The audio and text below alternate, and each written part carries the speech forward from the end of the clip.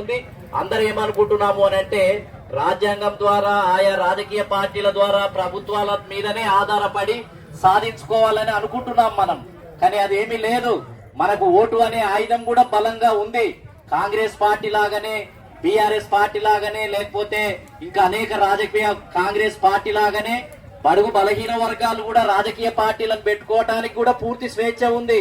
Vote వేసుకోవటానికి అవకాశం ఉంది. మనమే అధికారంలోకి వచ్చే అవకాశం కూడా ఉంది. కానీ దాన్ని మనం ఎవరం కూడా గుర్తించే పరిస్థితులు లేము. ఎంతసేపు ఇతర రాజకీయ పార్టీలు లేదా ఇతరుల గురించే ఆలోచిస్తున్నాం తప్ప ఉత్తర భారతదేశంలో ములాయం సింగ్ లాంటి వ్యక్తులు రాజకీయ పార్టీలు పెట్టుకొని అధికారంలోకి వచ్చారు. అదే విధంగా మరి అనేక మంది ఉత్తర భారతదేశంలో కర్పూరి, ఠాగూర్, జనతా పార్టీ పీరియడ్ లో చాలా మంది ఉత్తర భారతదేశంలో కొత్త కొత్త రాజకీయ పార్టీలతోటి అధికారంలోకి వచ్చినటువంటి పరిస్థితి ఉంది. కానీ ఆ ప్రయోగం సౌత్ ఇండియాలో ఎందుకు జరగటం లేదు?